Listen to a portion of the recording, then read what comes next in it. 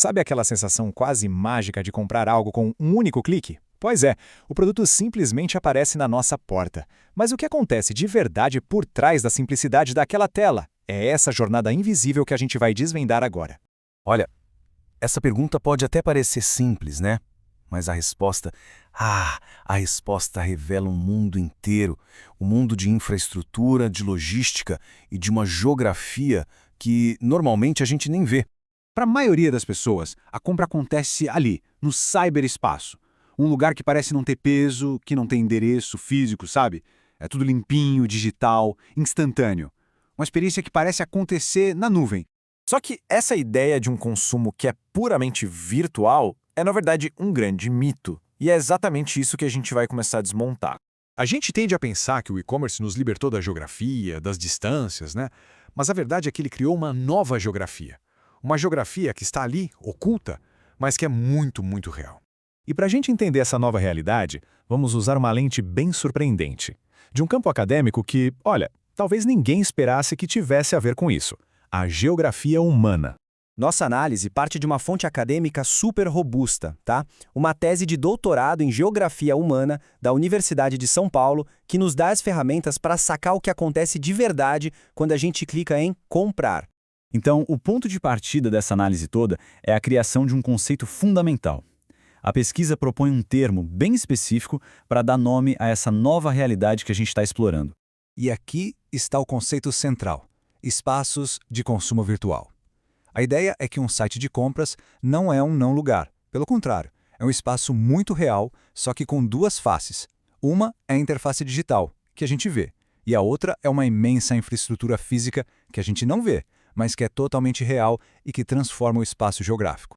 Esse diagrama aqui ajuda a gente a visualizar a ideia perfeitamente. Pensa assim, as TICs, as tecnologias de informação e comunicação, basicamente nossos celulares, computadores, elas funcionam como uma ponte. De um lado está o cyberespaço onde a gente navega. Do outro está todo o sistema de objetos e ações no mundo real. O espaço geográfico que é fisicamente reorganizado a cada compra. Para a gente conseguir destrinchar esse conceito, que é complexo, a tese usa uma ferramenta poderosíssima do geógrafo Milton Santos, que analisa qualquer espaço a partir de 4 dimensões. E é isso que vamos fazer agora, aplicar essa lente ao e-commerce para entender a sua real natureza. A primeira dimensão é a forma. Pensa na arquitetura de um shopping, como tudo ali é projetado para nos guiar, né? A forma de um espaço de consumo virtual é exatamente isso. O layout do site, do aplicativo, a disposição dos menus, as cores, os banners. É uma verdadeira arquitetura digital, projetada com o mesmo objetivo: facilitar e incentivar a compra. Em seguida, vem a função. A função de um site de e-commerce não é só vender, não. É também um espaço de entretenimento. Quantas vezes a gente não fica só dando uma olhadinha por puro lazer? E, o que é crucial, sua função também é coletar dados, mapeando nossos desejos para criar um marketing cada vez mais personalizado. A terceira dimensão, a estrutura, é talvez a mais reveladora. É o esqueleto por trás da operação. Não é só o site, entende? É o sistema completo. A rede que conecta data centers, logística, caminhões e centros de distribuição. É a grande teia física e digital que sustenta cada clique que a gente dá. Por último, o processo. Essa dimensão olha para o tempo, para a evolução. O varejo, claro, não começou hoje. Ele passou das lojas de departamento para os primeiríssimos sites de e-commerce, até chegar ao modelo que a gente tem hoje, em que o físico e o virtual não só coexistem, mas estão profundamente integrados. Ok, a teoria é fascinante, mas como é que isso funciona na prática? Vamos sair um pouco do clique para ir para o concreto, analisando um exemplo do mundo real.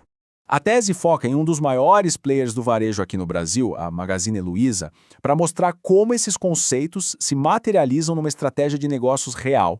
O modelo da Magalu é um exemplo perfeito porque a empresa não abandonou o espaço físico. Pelo contrário, ela deu um novo significado para ele. Cada loja física foi transformada em parte da infraestrutura digital, criando uma teia de distribuição. Nela, o alcance do online se junta com a presença local. Cada loja vira um pequeno centro logístico. E este diagrama ilustra muito bem o modelo híbrido. Não importa como o consumo acontece, se a compra é online com entrega em casa, online para retirar na loja ou totalmente presencial, todas essas ações ativam e reorganizam o espaço geográfico. Elas colocam a mesmíssima rede para funcionar. Então, o ponto crucial é este. A geografia se torna parte da experiência de consumo. Um centro de distribuição bem localizado ou uma rota de entrega eficiente não são apenas detalhes logísticos. Eles são componentes essenciais do tal espaço de consumo virtual. E isso nos leva à grande conclusão. Ao entender essa dinâmica, a gente percebe que, como consumidores, temos um tipo de mapa novo em nossas mãos. Essa é a principal lição. O e-commerce não desmaterializou o consumo, ele o rematerializou de um jeito novo, unindo o digital e o físico, em um sistema que não dá para separar. Como aponta esta citação da pesquisa, é a logística, o movimento de caminhões, a organização dos armazéns que torna o virtual concreto. É ela que desfaz o mito de que as compras online acontecem num não espaço. E por que isso importa? Porque cada clique não é só uma transação. É uma ação que ajuda a redesenhar o mapa físico. Nossas escolhas de consumo determinam onde novos centros de distribuição vão ser construídos, que cidades vão virar hubs logísticos e quais regiões podem acabar ficando para trás. A conveniência digital tem uma pegada geográfica muito real.